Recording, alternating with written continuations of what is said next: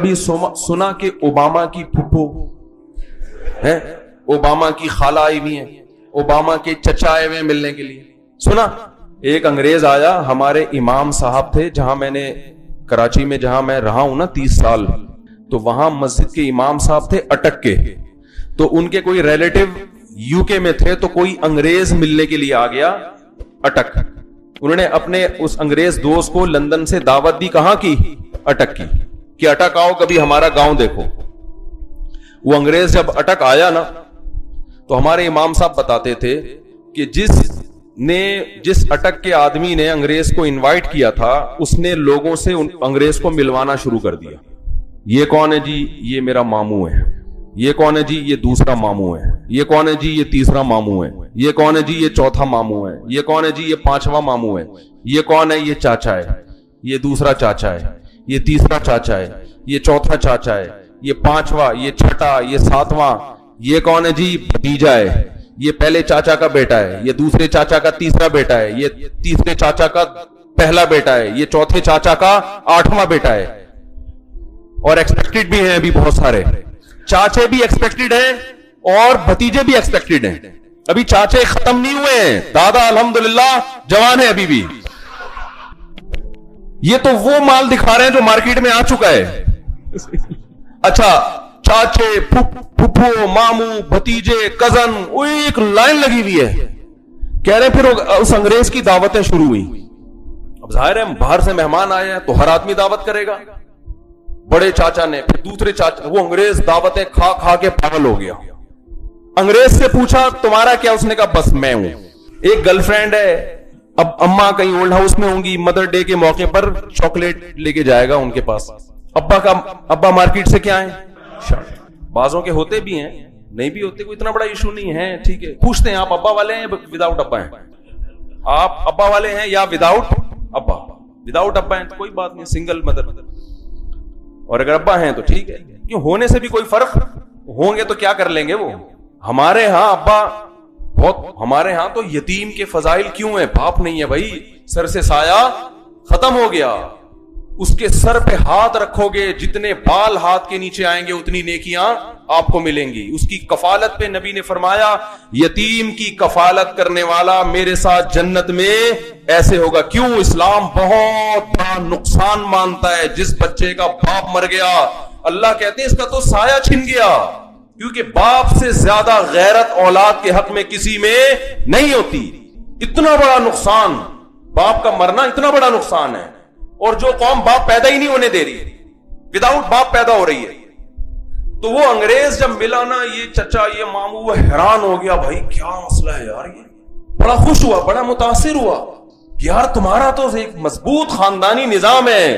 تو نکاح ختم ہونے سے یہ خاندانی نظام ختم. گدھے گھوڑوں والی زندگی، گدھے کی ماں کا تو تھوڑے دن تک پتا ہوتا ہے یہ ماں ہے، اس کے بعد جب گدھا بالغ ہوتا ہے تو ماں کا تصور بھی ختم.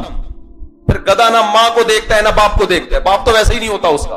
گدھوں کے بھتیجے بھانجے نہیں ہوتے. گدھوں کی ساس دیکھی آپ نے؟ یہ میرا گدھا ہی ہے، اس کی ساس ہے. کبھی بکرے کا دیکھا آپ نے؟ کوئی بکرے کا تعارف کروا رہا ہو. بکرے کا تعارف ایسے تو ہوتا ہے کہ یہ میرا بکرا ہے، 2 دانت کا ہے، اتنے کلو ویٹ ہے اس کا، بڑا وفادار ہے. ایسا ہی ہوتا ہے نا، یہ کھاتا ہے اور فلاں نسل کا ہے. بس اس سے زیادہ انٹروڈکشن گدھے کی اور بکرے کی نہیں ہو سکتا، تعارف نہیں ہو سکتا. انٹروڈکشن اتنا ہی ہو سکتا ہے نا، یہ کتنا ویٹ اٹھا لیتا ہے اگر گدھا ہے. انسان کا تعارف سب سے پہلے کہاں سے شروع ہوتا ہے؟ خاندان سے. قرآن کیا کہتا ہے؟ خلق من الماء بشرا فجعلہ نسبا وصہرا. فرمایا انتہائی ناپاک، گندے، غلیظ پانی سے میں نے انسان کو بنایا، لیکن جب ماں کے پیٹ سے نکالا اتنی عزت دی کہ اس کو 2 خاندان دیے، ددیال ننیال والا، اور جوانی کی دہلیز پہ قدم رکھتا ہے تو سسرال والا. 2 خاندان. ایک نسبی کون سا ہے؟ ددیال اور ننیال. بچہ جب پیدا ہوتا ہے ددیال میں بھی مٹھائیاں بٹتی ہیں اور ننیال میں بھی. نانی بھی خوش، نانا بھی خوش، دادی بھی خوش، دادا بھی خوش، سب خوش ہوتے ہیں.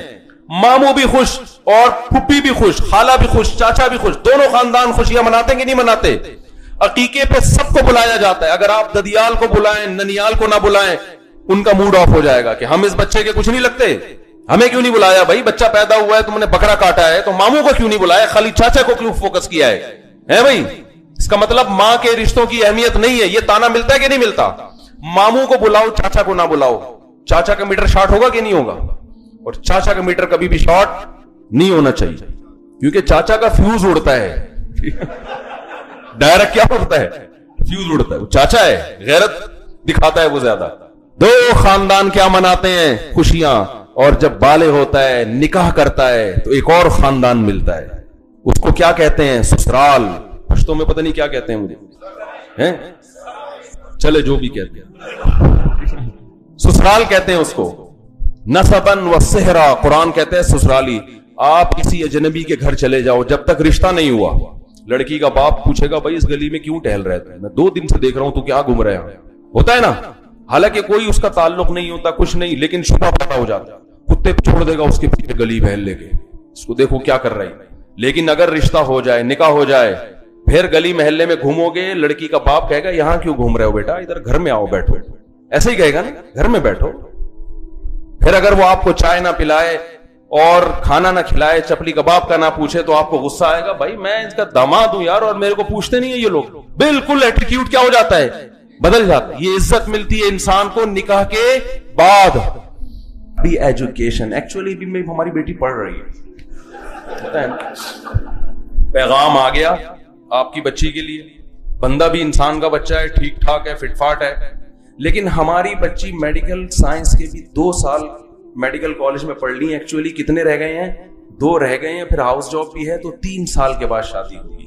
اس کو یہ نہیں پتا کہ 3 سال کے بعد یہ ڈاکٹر تو ہوگی, لیکن جتنی اٹریکٹیو ابھی ہے, جتنے اس کے رشتے ابھی آ رہے ہیں, 3 سال کے بعد انسان مرد جب نکاح کا پیغام بھیجتا ہے تو اس کی نیچر ہے, اس کی فطرت ہے, سب سے پہلے لڑکی کی بیوٹی کو, اس کی خوبصورتی کو دیکھتا ہے, ڈاکٹر پنے کو نہیں دیکھتا. وہ میڈیکل, اس نے کوئی کلینک تھوڑی کھلوانی ہے, علاج تھوڑی, علاج کے لیے درجنوں کلینکیں ہیں موجود ہیں.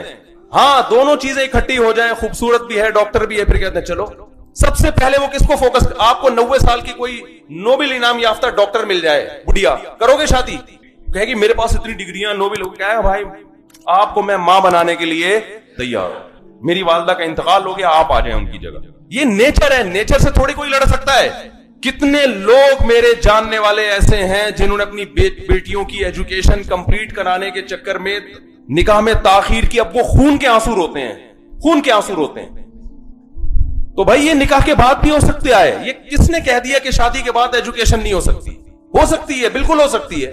اور جس یورپ کی آپ تقلید کر رہے ہو, وہاں لڑکیاں بوائے فرینڈ رکھ کے بچے پیدا, حرام بچے پیدا کر کے بھی تعلیم حاصل کر رہی ہوتی ہیں.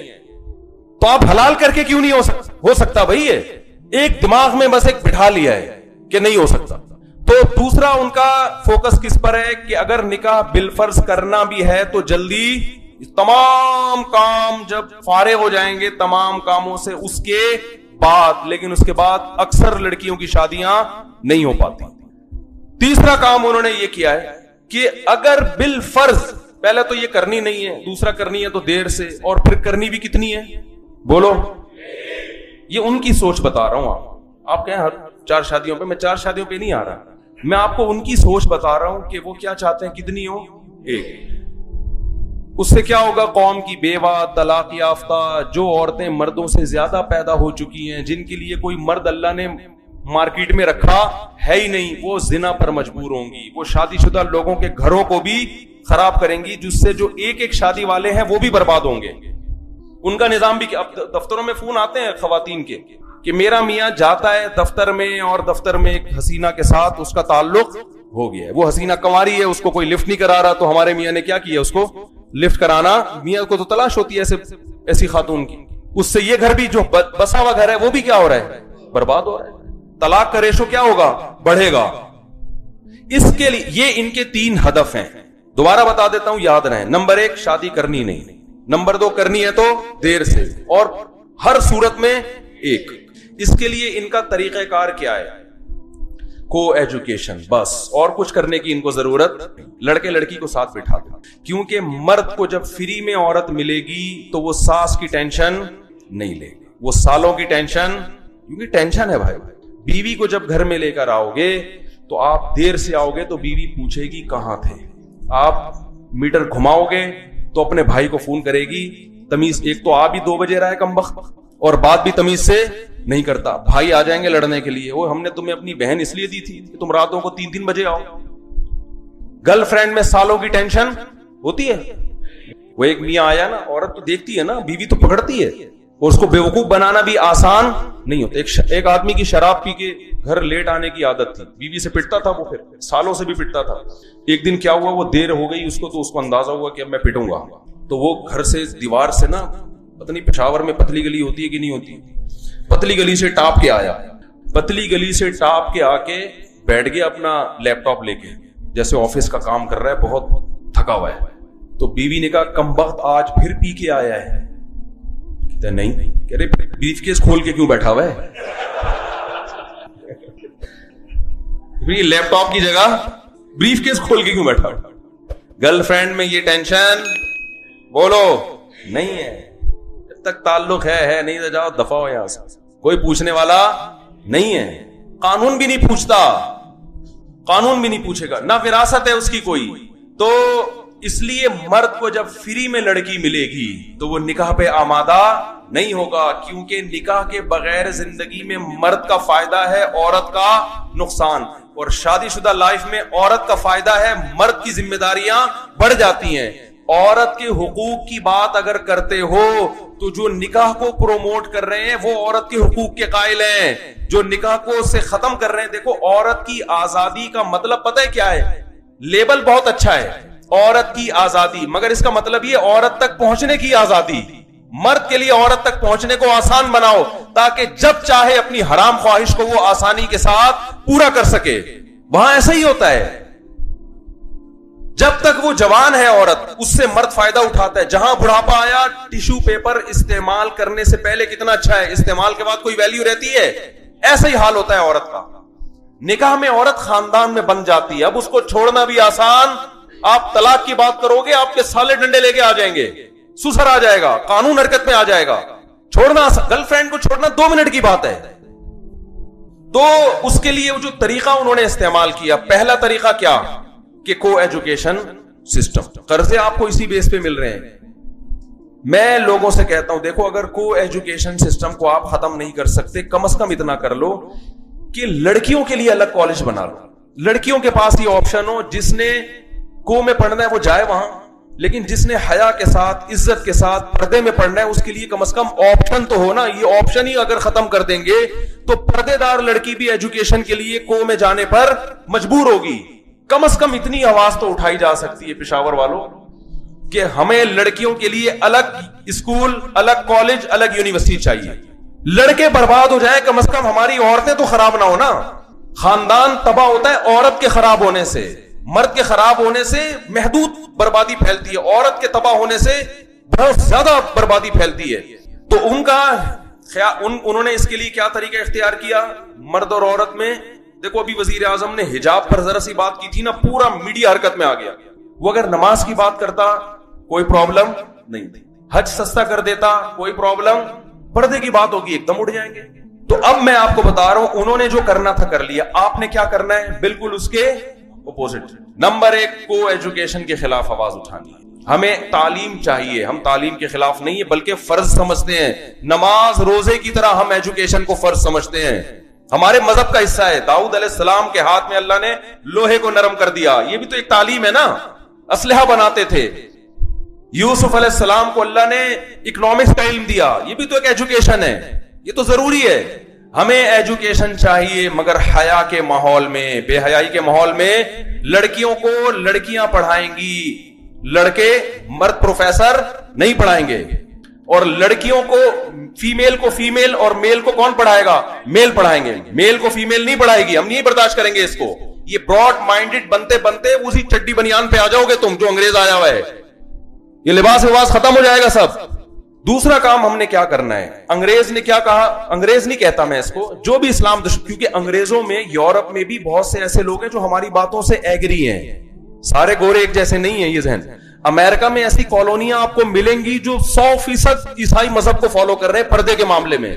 تو ہمیں دشمنی امریکہ سے یا یورپ سے نہیں ہے, ہمیں ان قوتوں سے ہے جو ہمارا کلچر خراب کر رہی ہیں.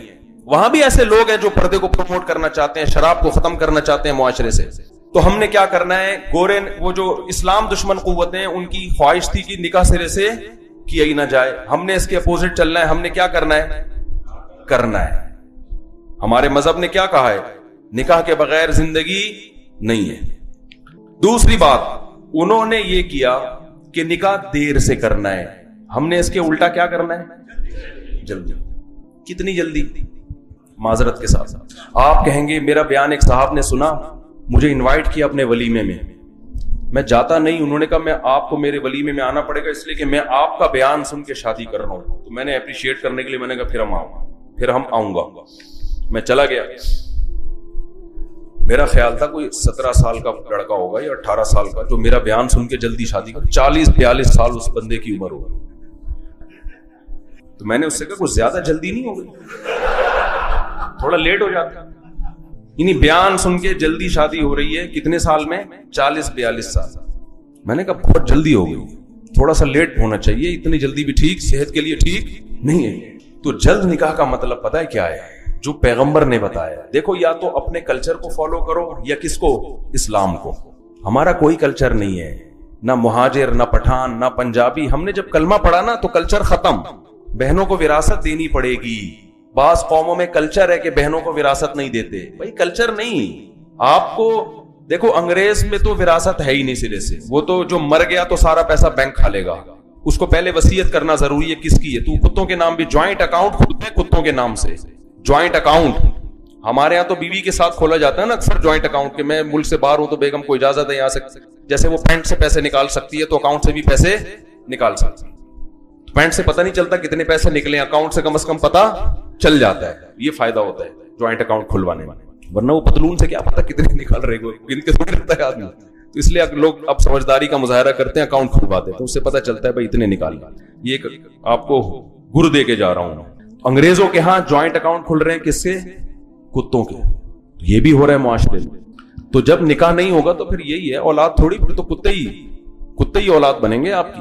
تو جلد نکاح کی جو اسلام نے, میں کہہ رہا ہوں کلچر کو فالو مت کرو. کس کو فالو کرو, جنت اور جہنم میں کوئی پٹھان, پنجابی, مہاجر, سرائکی کی بیس پہ نہیں جائے گا. اگر اس بیس پہ جاتا تو بلال حبشی تو جنت میں جا ہی نہیں سکتے تھے. ہمارے نبی عربی, قریشی, ہاشمی, اور ہمارے نبی کی تلوار سب سے پہلے جو غزوہ بدر میں چلی ہے, سامنے عرب, قریشی اور ہاشمی. قوم پرستی کا جڑ سے خاتمہ کر دیا. سب سے پہلے میرے پیغمبر کی جو تلوار اٹھی اپنی قوم کے خلاف, اپنے قبیلے کے خلاف, اپنے چاچے ماموں کے خلاف اٹھی ہے سب سے پہلے. اس میں نبی نے, اور نبی کے ساتھ بلال حبشی, حبشہ سے آئے ہوئے, نہ رنگ, نہ قوم, نہ نسل, وہ نبی کے ساتھ ہے. سلمان فارسی جو پرشین تھے, فارسی بولتے تھے, وہ نبی کے ساتھ. مجھے ایک واقعہ بڑا زبردست لگتا ہے حضرت سلمان فارسی کا. حضرت عثمان کا دور حکومت تھا شاید, یا حضرت عمر کا. حضرت سلمان فارسی نے ایران پہ چڑھائی کی. کس ملک پہ, ایران, جو ان کا اپنا کنٹری تھا. ایران کا ایک قلعہ فتح کرنا تھا, اور صحابہ کرام کی فوج میں کمانڈر کون تھے, حضرت سلمان فارسی. تو صحابہ نے ارادہ کیا ہم فوراً حملہ کرتے ہیں. حضرت سلمان فارسی نے کہا نہیں, مجھے نبی نے حکم دیا ہے جب تک دعوت نہ دے دو حملہ نہ کرو. تو حضرت سلمان فارسی اپنی قوم کو دعوت دینے کے لیے گئے جہاد سے پہلے. کیا الفاظ تھے, یا اہل فارس انا رجل منکم ترون العرب یطیعوننی. کیا وجد آفرین الفاظ ہیں. اے فارسیوں, میں تمہاری قوم کا آدمی ہوں, لیکن ایک غیر قوم عرب جو کسی کی برتری کبھی برداشت نہیں کرتے, انہوں نے مجھے امیر بنایا ہوا ہے. اور آج تم دیکھ رہے ہو میری تلوار کے سائے میں عرب میں کمانڈر ہوں, اور عرب میری امارت میں لڑ رہے ہیں. یعنی یہ تو ممکن تھا ہی نہیں عرب کسی کو امیر بنا دے, کسی غیر قوم کو. تو کہہ رہے میں غیر قوم کا آدمی, اور صحابہ نے امیر کس کو بنایا ہوا ہے, مجھے, اور میری کمانڈ میں لڑ رہے, اور میں تمہارے خلاف, اپنی قوم کے خلاف لڑ رہا ہوں. اس میں انہوں نے اسلام کی تبلیغ کر دی کہ ہماری لڑائی قوم پرستی کی بیس پر نہیں ہے. بعض دفعہ لیبل اچھا لگایا جاتا ہے, پیچھے قومیت ہوتی ہے. بعض دفعہ یہ بھی ہوتا ہے. حضرت سلمان فارسی نے یہ بھی بتا دی اپنے عمل میں کہ صحابہ نے لیبل اچھا نہیں لگایا, لیبل لگاتے ہیں ہم اسلام کی بیس پہ لڑ رہے ہیں, اللہ کی کلمے پر لڑ رہے ہیں, لیکن مقصد عربیت کو فروغ دینا ہوتا. یہ بھی تو ہو سکتا تھا نا. بعض اوقات لیبل بڑے اچھے ہوتے ہیں. جیسے ایک آدمی نے دکان میں نا چاول کی بوری پہ, چینی کی بوری پہ چاول لکھا ہوا تھا. دکان میں بوری چینی کی ہے, لکھا ہوا کیا ہے, لیبل کیا لگا ہوا ہے, چاول. لوگوں نے ہاتھ ڈال کے دیکھا یار چینی ہے, اس پہ چاول کی, کہہ رہے مکھیوں کو دھوکہ دینے کے لیے لکھا ہے. تو مکھیاں دھوکے میں نہیں ہے. جو عقل مند ہے نا وہ خوشبو سے پہچانے کی. وہ انسان تو دھوکے میں آ سکتا ہے چاول دیکھ کے. تو لیبل بعض دفعہ جیسے عورت کی آزادی کا لیبل لگایا گیا ہے, عورت کی آزادی, اور لیکن اصل میں عورت کی بربادی ہے. عورت کو ایک پبلک پراپرٹی بنانا مقصد ہے. ایک مارکیٹ میں ایک تھکا ہوا مال ہوتا ہے نا جسے 10 لوگ استعمال کریں, یہ مقصد ہے. تو میں یہ عرض کر رہا ہوں کہ حضرت سلمان فارسی نے کیا فرمایا کہ صرف لیبل نہیں ہے اسلام کا, عمل بھی ہے. کہ ایک فارسی بولنے والے کو, ایران میں رہنے والے کو عرب نے اپنا کمانڈر بنایا ہوا ہے, عمل کر کے دکھایا کہ ہم قوم پرستی کے خلاف ہیں. تو میں یہ کر رہا تھا کہ اپنے کلچر کو فالو نہیں کرنا. اسلام نے کیا کہا, بخاری مسلم کی حدیث ہے, قرآن کی آیتیں, انکحوا الایام منکم من استطاع منکم الباءۃ فلیتزوج. نبی نے فرمایا جو بلوغت کی دہلیز پہ قدم رکھے, حدیث کا مفہوم ہے, تو اگر اس میں نکاح کی استطاعت ہے تو نکاح کر لے. استطاعت نہیں ہونے کا مطلب رشتہ ہی نہیں مل رہا اس کو. اتنا غریب ہے کہ کوئی لفٹ کرانے کے لیے تیار نہیں ہے. لیکن اتنے غریب مارکیٹ سے آج کل کیا چل رہے ہیں, شارٹ. جس کی گرل فرینڈ ہے نا, اس کا مطلب وہ خرچہ فری میں تھوڑی ملتی ہے گرل فرینڈ. ایک آدمی گیا ہوٹل پہ گرل فرینڈ کو لے کر, کہتے اللہ کے نام پہ 2 دودھ پتی دے دو. اس نے کہا دوسری کس کے لیے, کہہ رہے گرل فرینڈ کے لیے. کہتے کم بہت اتنا غریب ہو کے گرل فرینڈ رکھی ہوئی ہے, کہہ رہے ہو کے نہیں رکھی, رکھے ہوا ہوں. سارا کس پہ لٹا دیا, حرام میں اللہ نے مالی برکت کا وعدہ نہیں کیا, نکاح میں اللہ نے مال میں برکت کا وعدہ کیا. بیوی پہ خرچ کرو گے اللہ لوٹائے گا. قرآن کہتا ہے ان یکونوا فقراء یغنیہم اللہ من فضلہ, نکاح کرو اگر فقیر ہوگے تو اللہ اپنے فضل سے غنی کرے گا تمہیں. تو پہلا کام کیا کرنا ہے, نکاح ہم نے کرنا ہے. دوسرا جلدی کرنا ہے. اس میں کس پہ توکل کرنا ہے, اللہ پہ. اللہ کھلائے گا. آج تک کھلا رہا ہے کہ نہیں کھلا رہا. میں رکشے ٹیکسی والوں کو دیکھتا ہوں, غربت. ہمارے سوات میں ایک دوست تھا, رکشا چلاتا ہے, میرا شاگرد ہے. میں اس کے گھر گیا, اس نے دعوت کی, اتنا غریب, باپ کے حالات بھی خراب, بیٹے کے حالات بھی خراب. ایک دن کیا ہوا, مجھے کہتا ہے مفتی صاحب میری شادی ہے, اس میں آپ نے آنا ہے. میں نے کہا بھائی تیری شادی, تمہارے تو ابا کی آمدن بھی نہیں ہے, تمہاری تو اپنی آمدن بھی نہیں ہے, روزگار ہی نہیں ہے, شادی بھی کر رہے. اس نے کہا ہمارے ہاں یہ نہیں دیکھا جاتا کہ آمدن ہے یا نہیں, بچہ بالغ ہو گیا کرنی, کوئی مسئلہ نہیں. اور ہو گئی, 1 سال ہو گیا ماشاءاللہ. میں گیا اس کے ولیمے میں, کچھ بھی نہیں تھا بیچارے کے پاس. کوئی بات نہیں, میں نے کہا اللہ اس میں انشاءاللہ برکت دے گا. برائی سے بچ گئے, زنا سے بچ گئے. غریب آدمی بھی لڑکیاں رکھتا ہے, گرل فرینڈ بناتا ہے آج کل. اس وقت اس کو یہ نہیں دیکھتا کہ میں بے روزگار ہوں یا کیا ہوں. غریب کو رشتہ ملتا ہے. غریب لوگ کہتے ہیں نا غربت میں کیسے لڑکی کو کھلائیں گے, بھائی ایسی لڑکی سے شادی کرو جس کا باپ آپ سے بھی زیادہ غریب ہو. اب سوات میں جو وہ غریب فیملی تھی, انہوں نے ایسی جگہ شادی کی جو ان سے بھی زیادہ غریب, اس کے باپ وہ بھی نہیں کھلا پا رہا جو اس لڑکے کا باپ اپنی اولاد کو کھلا رہا ہے. تو انہوں نے دے دی, انہوں نے کہا چلو ہمارے یہاں سے تو اچھا ہی کھائے گی نا. یہ اعتراض کہ میں غریب ہوں شادی نہیں کر سکتا, یہ وہ کرے گا جو سب سے زیادہ دنیا میں غریب ہو. سمجھ رہے ہو, وہ کہے گا بھائی مجھے کوئی بیٹی دینے کے لیے تیار نہیں ہے. لیکن آپ اگر غریب ہیں تو آپ سے زیادہ غریب آپ کو دینے کے لیے تیار ہو جائے گا. آپ خود تیار نہیں ہیں تو کر لیتے ہیں. اور ہم نے ایسے کروڑ پتی بھی دیکھے ہیں, کتنے ڈالر کما رہے ہیں, لیکن بھائی جب تک اپنے پاؤں پہ کھڑا نہیں ہوگا, اور پاؤں پہ کھڑے ہوتے ہوتے 50 سال کا ہو جاتا ہے, پھر میرے بھائی وہی بات ہے. معذرت کے ساتھ مثال تھوڑی سی نازیبا ہے.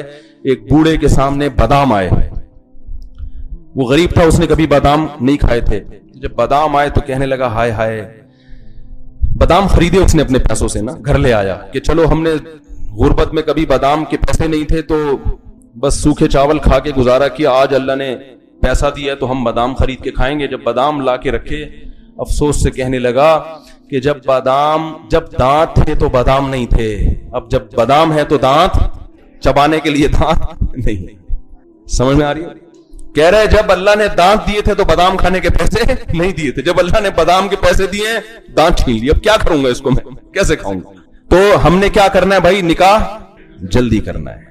ٹھیک ہے نا. دوسری بات جو بہت سے لوگ اس میں اختلاف کریں گے, اسلام دشمن قوتیں چاہتی ہیں نکاح کتنا ہو, صرف ایک. اسلام کیا چاہتا ہے, زیادہ. اگر اسلام میں بیوی کے معاملے میں کنجوسی کوئی اچھا کام ہوتا تو ہمارے نبی نے کھانا کم کھایا, اکثر بھوکے رہتے تھے, پیٹ خالی رہتا تھا, روزے رکھتے تھے. آپ کا گھر کتنا سادہ, چٹائیوں پہ آرام کرتے تھے, نشان جسم پہ پڑ جاتے تھے, جو کی روٹی بمشکل کھانے کو ملتی تھی, 40 دن گھر میں چولہا نہیں چلتا. لیکن بیویاں کتنی رکھی ایک ٹائم, 9. نہیں آ رہی بات.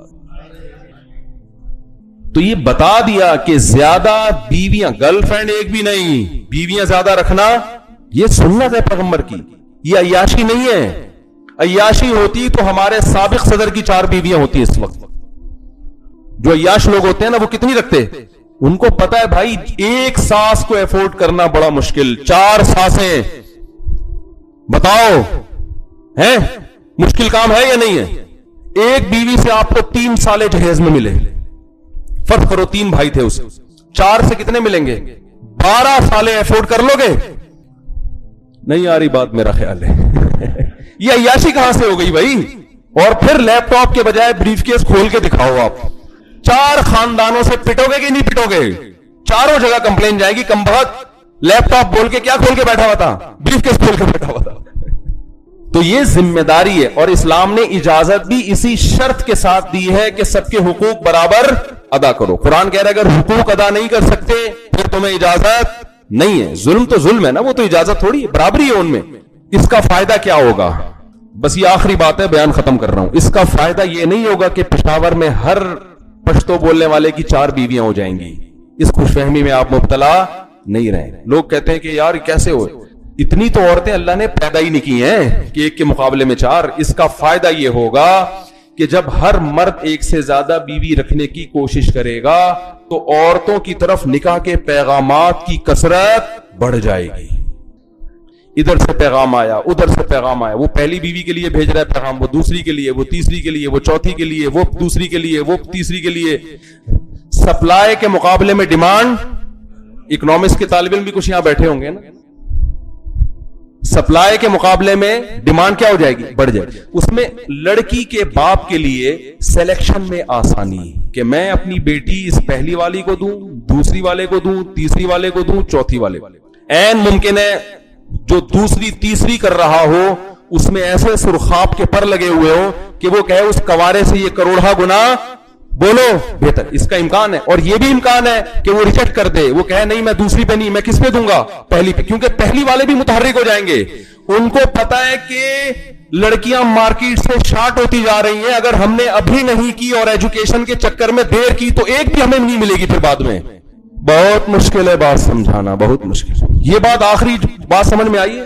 اس کا یہ نتیجہ نہیں نکلے گا کہ ہر ایک کی 4 ہو جائیں گی. بھائی اتنی تو عورتیں اللہ نے پیدا ہی نہیں کی ہیں. ڈبل بھی ریشو نہیں ہے, ڈبل بھی نہیں ہے, مرد کے مقابلے میں دگنی تعداد بھی نہیں ہے. سپلائی کے مقابلے میں ڈیمانڈ کیا ہو جائے گی, بڑھ جائے گی. ڈیمانڈ یہاں تک پہنچے گی جو صحابہ کرام کے دور میں ڈیمانڈ تھی. قرآن کہہ رہا ہے, کاش یہ بات میری سمجھ میں آ جائے آپ لوگوں کے, اللہ کرے. قرآن کہہ رہا ہے صحابہ کرام کو سورہ بقرہ میں کہ جو عورتیں بیوہ ہو جاتی ہیں عدت کے دوران نکاح کا پیغام مت بھیجو. لیکن آگے قرآن کیا کہتا ہے, علیم اللہ انکم ستذکرونہن, اللہ کو پتا ہے تم باز نہیں آؤ گے, تم ان کو یاد کرو گے, تمہیں اتنی رغبت ہوگی کہ وہ بیوہ ہوئی ہے میں فوراً پیغام بھیجوں, اتنی خواہش ہوگی, ہم تمہیں اتنی چھوٹ دے دیتے ہیں. لیس علیکم جناح لا جناح علیکم فیما عرضتم به من خطبۃ النساء, گول مول طریقے سے اشاروں سے نکاح کا پیغام بھیج سکتے ہو. یہ بیوہ عورت کی قدر تھی صحابہ کے دور میں, آج کنواریوں کی یہ قدر نہیں ہے معاشرے میں. کیوں؟ اس لیے کہ جب صحابہ نے 2-2, 3-3, 4-4 بیویاں رکھی تھیں تو عورت ملنا آسان کام نہیں تھا. کوئی عورت بیوہ ہوتی تھی, کنوارے اس کی طرف نکاح کا پیغام بھیجتے تھے کہ بھائی چلو ہمیں کنواری تو نہیں مل رہی, یہ بیوہ ہوئی ہے. تو صحابہ کو یہ خطرہ ہوتا تھا جیسے ہی عدت ختم ہوگی اتنے سارے پیغامات آئیں گے کہ ہم کیا ہو جائیں گے, ہمیں مسترد کر دیا جائے گا, ایک سے ایک رشتہ آئے گا. تو قرآن نے کہا اشارتاً پیغام دے سکتے ہو. کیا مطلب؟ جیسے بعض عورتوں کو نبی نے نکاح کا پیغام بھیجا صحابہ کے لیے. آج ہمارے معاشرے میں کراچی اور لاہور میں تو تباہی پھیل چکی ہے. آپ کو بتاؤ بہت معاملہ, جس کی بیٹی پیدا ہو جائے وہ رونا شروع کر دیتا ہے. یہاں ابھی اتنی معاملات خراب نہیں ہیں لیکن ہو جائیں گے. آپ اس خوش فہمی میں نہ رہیں. وہاں تو میں نے خود روتے ہوئے دیکھا اچھے پڑھے لکھے لوگوں کو بچی پیدا ہوئی, باپ بھی رو رہا ہے ماں بھی رو رہی ہے. تو یہ حالات یہاں بھی پیدا ہوں گے فیوچر میں. تو یہ سپلائی کے مقابلے میں کیا ہوگا ڈیمانڈ, اس میں عورت کے لیے, لڑکی کے باپ کے لیے, اپنی بیٹی کے لیے اچھے رشتوں کا تلاش کرنا آسان ہو جائے. پھر اس کی مرضی, کنوارے کو دے, دوسری والے کو دے, وہ اس کی ہیڈک ہے, کیونکہ آپ کے ارادے سے تھوڑی ہو جائے گی. آپ نے میں سے ہر شخص نے ارادہ کہ میں 4 کروں گا, تو پیغام بھیج کے تو دیکھو آپ بولے گا بھائی کیا کیوں دوں, اس کو وہ جب دے گا جب مجبور ہوگا, یا آپ کے اندر کوئی بہت زیادہ کوالٹی ہوگی. تو اس میں فائدہ لڑکیوں کو ہے, مرد تو ذمہ داری میں پھنسے گا. فائدہ کس کو ہے؟ عورت کو فائدہ. اس کے لیے کفو میں رشتہ, اس کے ہم پلہ, اس کے ابھی جو ہو رہا ہے, ماسٹر لڑکیاں میٹرک پاس سے شادیاں کر رہی ہیں, مجبور ہے وہ. پی ایچ ڈی لڑکیاں 8ویں سے بھاگے ہوئے سے, میں نے خود پڑھایا ہے نکاح. ڈاکٹر لڑکی کا میں نے 8ویں سے بھاگے ہوئے سے پڑھایا ہے, یا میٹرک سے بھاگے ہوئے سے. لیکن وہ لڑکی مجبور ہے, وہ اس کو کوئی انسان کا بچہ ہی نہیں مل رہا, کوئی ڈھنگ کا آدمی. اس نے کہا چلو یہ آدمی ہونا کافی ہے. لیکن پھر طلاقیں ہوں گی کہ نہیں ہوں گی؟ وہی ہوا, تھوڑے دن میں اطلاع آ گئی کہ وہ اتنا نالائق آدمی تھا. ابے تیرے کو ڈاکٹر لڑکی مل گئی ہے تو اب شکر ادا کر اللہ کا. وہ کمبخت ذہن کا بھی ان پڑھ, وہ ہنی مون منانے اپنی بیگم کو لے کے جا رہا ہے بیگم کے خرچے.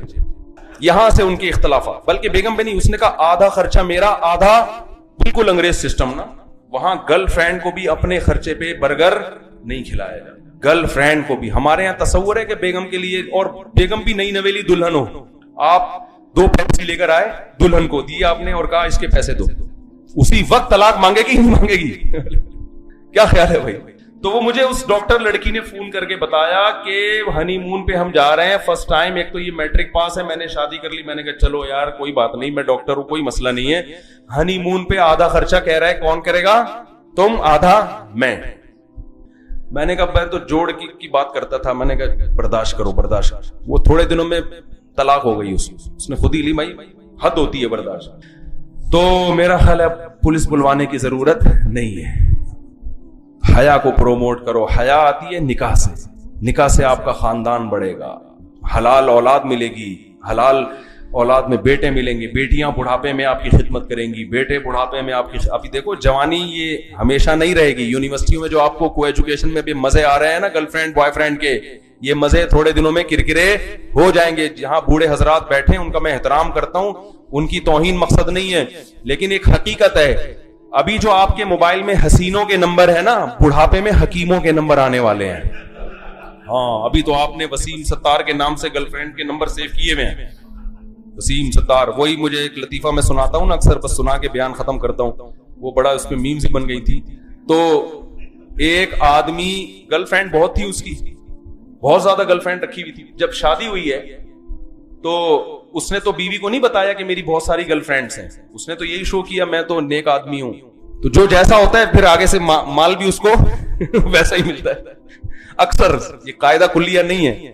تو جب شادی ہوئی ہے, دلہن کے کمرے میں گیا تو اپنی دلہن سے کہتا ہے آج سے تم میری کائنات, تم ہی میری چاہت, تم ہی میری مسرت, تم ہی میری راحت, تم ہی میری فرحت.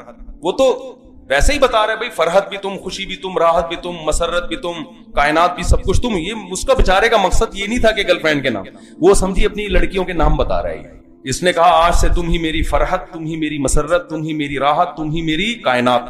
اس نے کہا ٹھیک ہے. جب تم نے سب کچھ چھوڑ دیا, وسیم بھی تم, ستار بھی تم, غفار بھی تم, کلیم بھی تم. اس میں کیا ہوتا ہے کہ عورت چاہت کہتی ہے کہ مجھے صرف ایک عدد میاں چاہیے, اور شوہر کہتا ہے میں آپ سے اس شرط پہ نکاح کروں گا کہ آپ تمام حقوق سے دستبردار ہو جائیں. نہ میں نان نفقہ دوں گا, نہ میں آپ کو ٹائم دوں گا جو شوہر کے ذمے ہے. تو یعنی گویا ہمارا ریلیشن صرف ایک فزیکل ریلیشن ہوگا, جو سیکشل ریلیشن آپ جسے کہہ سکتے ہیں, کہ اپنی خواہش کو پوری کرنے والا ہوگا. نہ اولاد پیدا ہونے دوں گا میں, کیونکہ میں بچوں کی کفالت نہیں کر سکتا, اور نہ مجھے بچے چاہیے.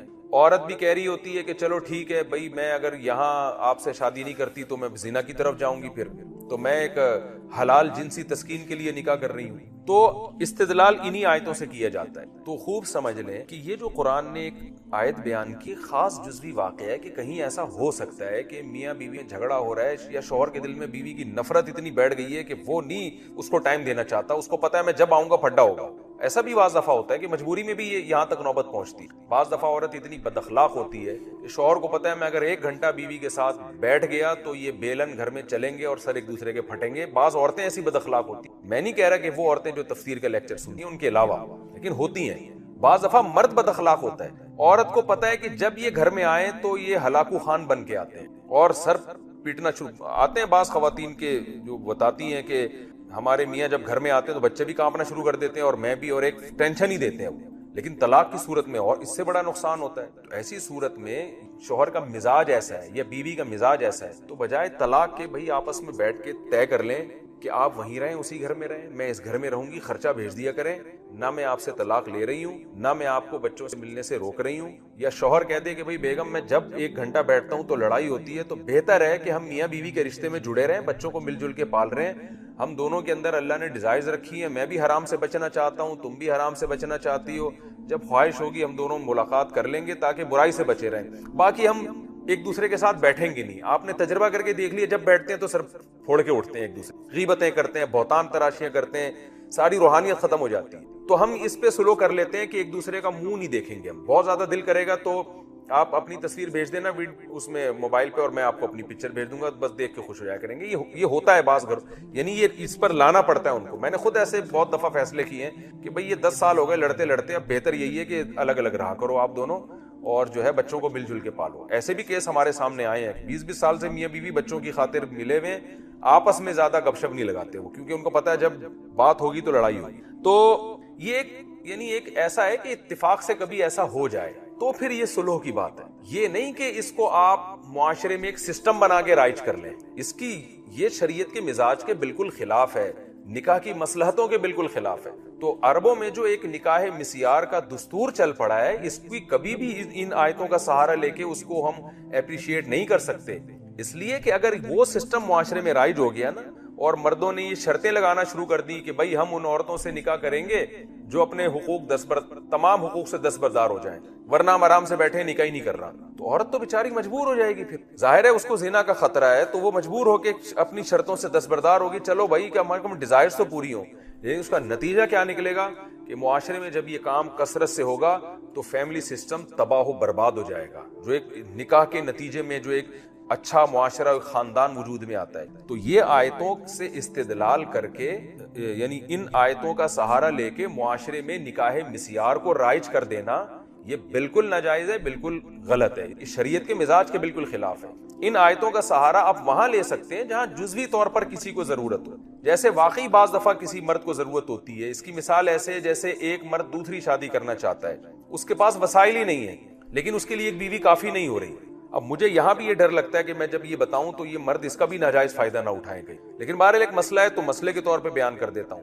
مثال کے طور پر ایک مرد کے پہلی بیوی موجود ہے، لیکن اس مرد کے لیے وہ بیوی کافی نہیں ہوئی زنا سے بچنے کے لیے، اس میں ڈیزائرز بہت زیادہ ہیں. تو اصول تو یہ ہے کہ آپ دوسری شادی کریں، جتنے حقوق پہلی کو دے رہے ہیں اتنے ہی دوسری کو دیں، 100% برابری کریں. اصل تو جو شریف لوگوں کا، عزت دار لوگوں کا طریقہ ہے وہ یہی ہے، جس کو قرآن جگہ جگہ بیان کرتا ہے کہ تم اگر عدل نہیں کر سکتے، برابری نہیں کر سکتے تو پھر ایک بیوی پر اکتفا. لیکن بعض دفعہ ایسا ہوتا ہے کہ مرد کو پتا ہے کہ میری بیوی میں کوئی بیماری پیدا ہو گئی، یا اس سے اولاد نہیں ہو رہی ہے، یا یہ کہ مجھے زنا کا خطرہ ہے، ایک میرے لیے کافی نہیں ہو رہی ہے، اب میں نے دوسری کرنی ہے لیکن میرے پاس وسائل بالکل بھی نہیں ہے. تو وسائل نہیں ہے، میں اگر دوسری کروں گا تو میں برابری بالکل بھی نہیں کر سکتا. میں جو خرچہ اس کو دے رہا ہوں وہ دوسری کو نہیں دے سکتا، یہ جو ٹائم اس کو دے رہا ہوں وہ دوسری کو نہیں دے سکتا. تو ایسی مجبوری میں وہ یہ کر سکتا ہے کہ دوسری عورت سے جو سیکنڈ وائف ہے تو بیوی بننے سے پہلے اس سے ایک ایگریمنٹ کر لے کہ بھائی میں تمہیں صاف لفظوں میں بتا رہا ہوں کہ میں جو شادی کر رہا ہوں حقیقت یہ کہ میرے پاس وسائل نہیں، لیکن میں آپ سے شادی اس لیے کر رہا ہوں زنا سے بچنے کے لیے. تو آپ کو میں پہلے سے بتا دوں، اگر آپ اپنے حقوق سے دستبردار ہو جائیں پہلے سے کہ اتنا پیسے میں نہیں دے سکتا جتنے پہلی کو دے رہا ہوں، وہ ٹائم یا بعض دفعہ پیسہ ہوتا ہے یا ٹائم ہوتا ہے، یا میں وہ ٹائم نہیں دے سکتا، میرے پاس ٹائم ہی نہیں ہے، تو آپ پہلے سے اس ٹائم یا اپنے جو مالی خرچہ ہے اس سے دستبردار ہو جائیں. پھر عورت یہ دیکھے گی, وہ یہ کیا کرے گی, وہ کہے گی بھائی نہیں, مجھے تو فلاں آدمی جو مل رہا ہے وہ ٹائم بھی دے رہا ہے, پیسے بھی دے رہا ہے, تو میں اس سے کیوں کروں. وہ کبھی بھی ایگری نہیں ہوگی. لیکن بعض عورتیں مجبور ہو جاتی ہیں, ان کو ان میں کوئی جسمانی عیب ہوگا یا نسوانی حسن نہیں ہوگا یا عمر ان کی زیادہ ہو چکی ہوگی, تو ایسی عورتیں پھر ان کو رشتہ نہیں مل رہا ہوتا, تو وہ مجبور عورتیں پھر کیا کریں گی قرآن کی آیتوں کے مطابق کہ some thing is better than nothing, کہ چلو پیسہ تو میرے پاس اللہ نے دیا, بہت کچھ ہے, میں جاب کرتی ہوں, کماتی ہوں, اس آدمی کے پاس پیسے نہیں ہیں, لیکن مجھے کم از کم شوہر کی نعمت مل جائے گی, میں برائی سے بچ جاؤں گی, میرے ایک مرد ہوگا کفالت, یعنی جس کا نام کم از کم لگا ہوا ہوگا.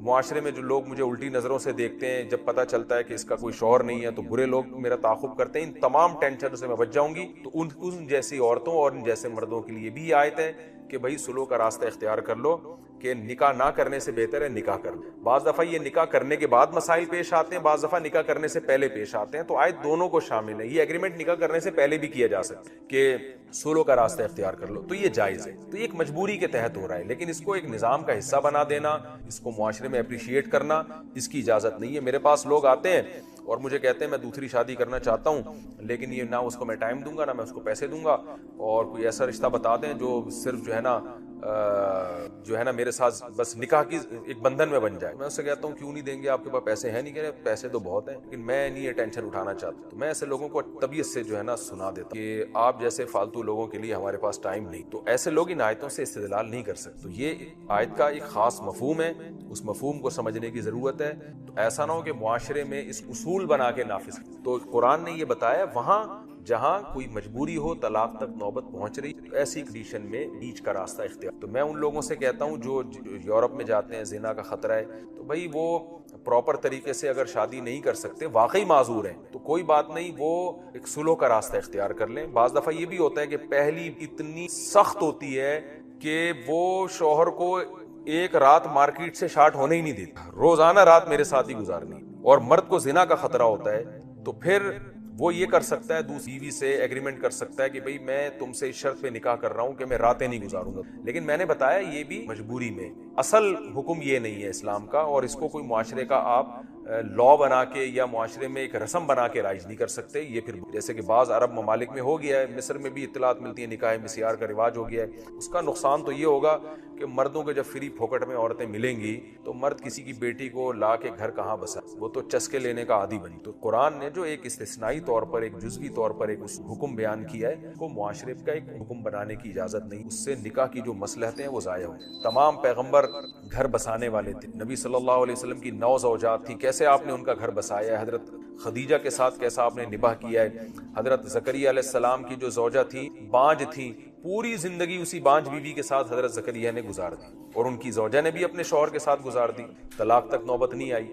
تو ہم پیغمبروں کی اگر تاریخ اٹھا کے دیکھتے ہیں تو ہمیں پیغمبر گھر بسانے والے ملتے ہیں, شرطیں لگا لگا کے اور سلو کر کر کے عورت کے پیچھے ہٹنے والے ہمیں پیغمبر نہیں. تو اللہ نے جہاں یہ آیت نازل کی وہاں دوسری آیتیں بھی, ان سب کو دیکھ کر مفہوم کو متعین. لیکن بہرحال مجبوری میں اللہ نے ہمیں اس کی اجازت دی ہے, سلو کا راستہ, تو یہ شرعاً جائز ہے حالت مجبوری. لیکن اللہ نے پھر آخر میں ترغیب دی, وَإِن تُحْسِنُوا وَتَتَّقُوا, اگر تم پورے حقوق ادا کرو اور تقوی کا راستہ اختیار کرو, فَإِنَّ اللَّهَ كَانَ بِمَا تَعْمَلُونَ, تو اچھی بات یہی ہے اللہ تمہارے عمل سے باخبر ہے اور اس کا تمہیں قیامت کے دن اجر دے گا. اچھا یہاں ایک بات خوب سمجھ لیں, نکاح مسیار میں اور متع میں فرق ہوتا ہے. نکاح مسیار یہ ہوتا ہے کہ عورت حقوق سے دستبردار ہو گئی اور صرف نکاح کے ایک رشتے میں آ رہی ہے, کچھ حقوق سے یا بعض حقوق سے, اور مرد اس بیس پہ اس سے نکاح کر لیتا ہے. لیکن وہ نکاح ہوتا ہمیشہ کے لیے, اتفاق سے مرد طلاق دے دے تو ایک الگ بات ہے. اس میں شروع میں یہ ایگریمنٹ نہیں ہوتا کہ ہم 1 مہینے کے لیے نکاح کر رہے ہیں یا 2 مہینے کے لیے نکاح کر رہے ہیں. نکاح ہوا ہے مستقل بیسس پہ, چاہے بعد میں مرد طلاق دے دے وہ ایک الگ بات ہے.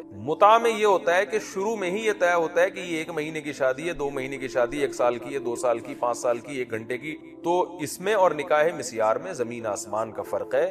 متع بالکل حرام ہے اور زنا ہے. نکاح مسیار زنا نہیں ہے نکاح, بیوی اس سے حلال ہو جائے گی.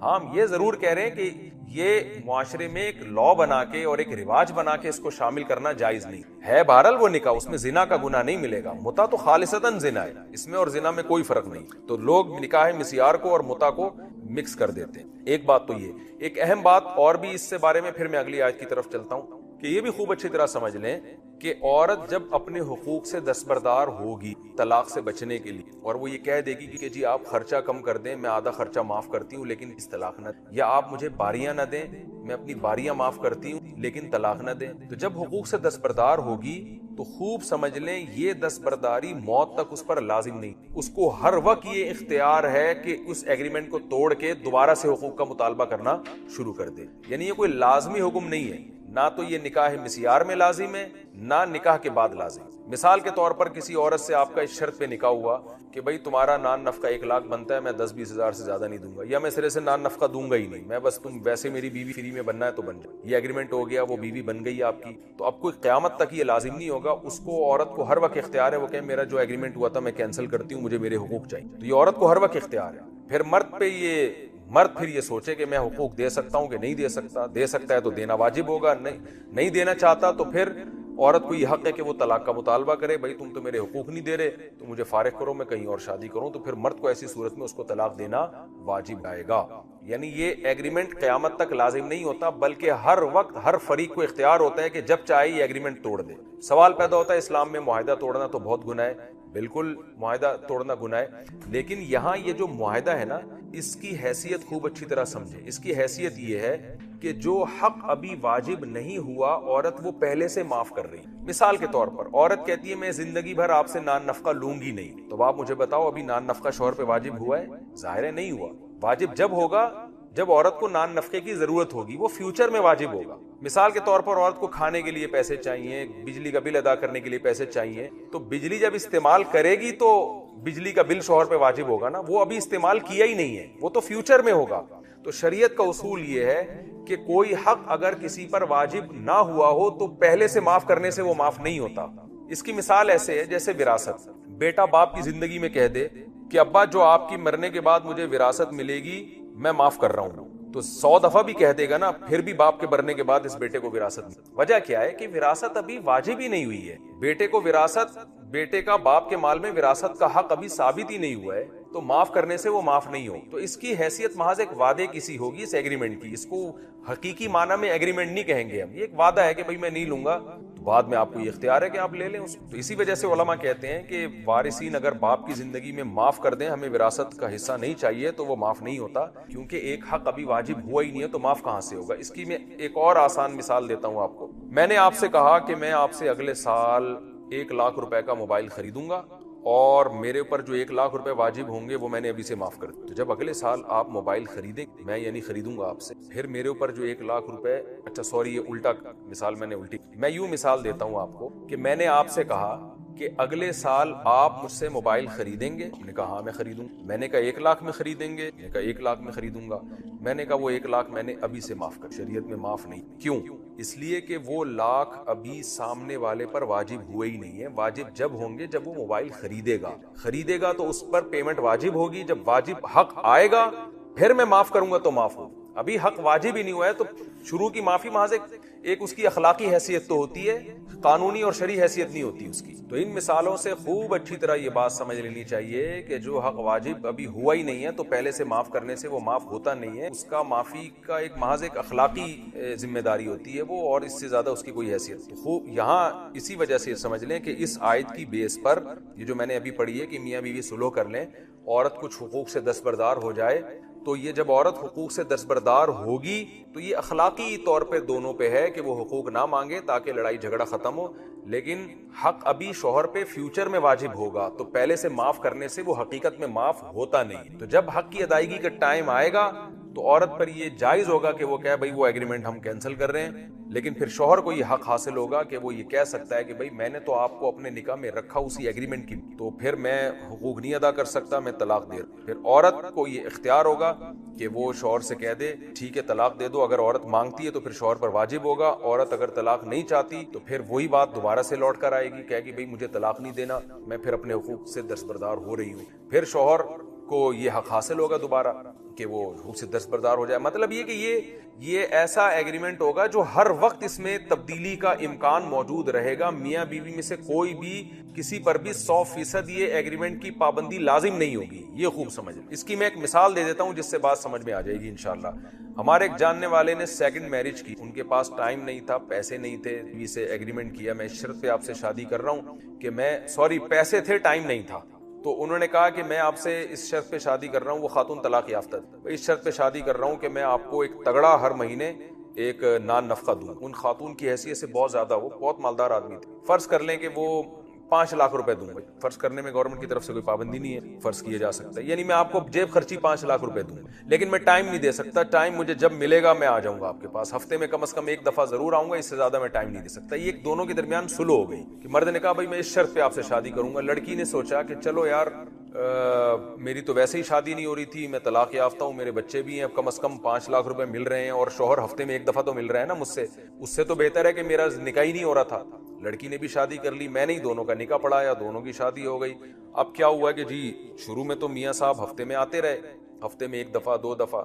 اب بیگم صاحبہ کو میاں یاد آنے لگے, محبت ہو گئی. نہیں جی مجھے تو میرا میاں ہر دوسرے دن چاہیے, جیسے جتنا ٹائم وہ پہلی کو دے رہا ہے اتنا دوسری. تو خاتون نے مجھ سے رابطہ کیا کہ بھائی میرے شوہر سے مجھے پورا ٹائم چاہیے. میں نے میاں سے بولا بھائی ٹائم دو. وہ کہہ رہے بھائی یہ تو شادی ان سے اس شرط پہ ہوئی ہے کہ میں ٹائم نہیں دوں گا. میں ٹائم دوں گا تو میں تو پکڑا جاؤں گا, میں تو پٹوں گا سسرال میں. سسرال والے پوچھیں گے بھائی تو مارکیٹ سے کدھر شارٹ ہے, دوسرے دن کہاں گیا تھا تو انہوں نے کہا میں نہیں دے سکتا ٹائم.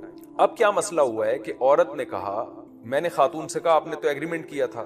تو خاتون کہتی میں نے کیا تو تھا, لیکن اب مجھے میاں کے بغیر, میاں لیس زندگی مجھ سے برداشت نہیں رہی. مجھے پیسہ نہیں چاہیے, مجھے میاں چاہیے. میں نے کہا کوئی بات نہیں, یہ ایگریمنٹ آپ کا ہوا تھا, آپ کو یہ شریعت نے حق دیا ہے کہ آپ اس ایگریمنٹ سے پیچھے ہٹ جائیں. آپ کو یہ حق دیا ہے, آپ بولیں وہ ایگریمنٹ اس وقت کا تھا, آج کے بعد سے مجھے باریاں پوری چاہیے. تو خاتون بڑی خوش ہو گئی.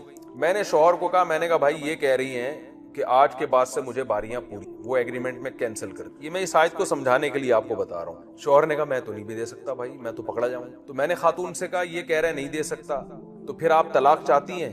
یعنی اب تو یہی ہے نا کہ بھائی وہ نہیں ایگری ہو رہا. تو اب جب شرطوں پہ, جس شرطوں پہ شادی ہوئی تھی اب اس پہ ایگری نہیں ہے, تو مرد تو کہہ رہا ہے کہ میں نہیں دے سکتا. تو خاتون نے کہا ٹھیک ہے پھر مجھے ان سے کہیں ڈیورس دیں, میں اس طرح زندگی نہیں, مجھے میاں چاہیے. میں نے میاں سے کہا کہ بھائی وہ کہہ رہی ہے کہ یا تو میری باریاں دو ورنہ مجھے طلاق دو. شوہر نے کہا میں طلاق نہیں دوں گا, کیونکہ شوہر کو بھی محبت ہو گئی تھی. وہ نہیں چاہ رہا تھا یار مجھے, بے شک طلاق یافتہ ہے, بے شک بچے ہیں, وہ چاہ رہا تھا کہ بھائی میں نہیں دے سکتا اس کو, میرا موڈ نہیں ہے طلاق دینے, بڑی محبت ہو گئی ہے, مجھے کہاں سے ملے گی دوبارہ اتنی فری پھوکٹ کی بیوی, ٹائم ہی نہ مانگ رہی. میں نے کہا شوہر سے اب زیادتی آپ کی تھی, وجہ اس کی یہ ہے. اچھا شوہر کہنے لگا اس نے ایگریمنٹ کیا تھا, یہ تو ایگریمنٹ سے مکر گئی ہے. میں نے کہا بھائی شریعت نے اس کو اختیار دیا ہے کہ وہ ایگریمنٹ سے فیوچر میں جو, یعنی وہ اب تک جو ہو گیا وہ تو ٹھیک ہے, اس میں تو وہ مطالبہ نہیں کر سکتی. آج کے بعد سے اس کو یہ حق حاصل ہے کہ اب آپ اس کو پورا ٹائم دے, پوری باریاں دیں. اولاد چاہتی ہے تو اولاد بھی دیں اس کو, یہ اولاد نہیں روک سکتے آپ. ادروائز وہ طلاق مانگ رہی ہے تو آپ کو طلاق دینی پڑے گی. شوہر اس پہ ایگری نہیں ہو رہا تھا کہ میں طلاق نہیں دے سکتا. اب آپ خوب اچھی طرح اس مسئلے کو سمجھیں. ایسے موقع پہ شریعت کہتی ہے کہ بھائی جب عورت طلاق مانگ رہی ہے تو اس کو آپ کو ڈیورس دینا پڑے گا, ورنہ پھر آپ اس کو پورا ٹائم دیں. اب یہاں مرد یہ غلطی کرتے ہیں, وہ پھر پیڑے کھانے کے موڈ میں ہوتے ہیں کہ ہم بیوی کو رکھیں گے بھی اور اس کے حقوق بھی ادا نہیں کریں گے. یہاں ایسے موقع پہ پھر مرد پہ واجب ہوگا کہ اب آپ کو اس کو پراپر طریقے سے ٹائم دینا پڑے گا. تو میں نے اس خاتون سے کہا کہ بھئی اگر یہ اب اس پر واجب ہے کہ یا تو آپ کو ڈیورس دے, لیکن مرد پھنس گیا تھا, وہ اس کو محبت ہو گئی تھی, وہ ڈیورس نہیں دینا چاہتا تھا, تو ایسے موقع پہ پھر مرد پہ واجب ہوگا کہ وہ اب اس کو پراپر ٹائم بھی دے اور جو اس کے بیسک جتنے پہلی بھی کہ وہ بھی دے, اور نسل بھی پھر روکنے کی اس کو اجازت نہیں ہوگی. اگر عورت کو اولاد چاہیے تو اولاد بھی مرد پھر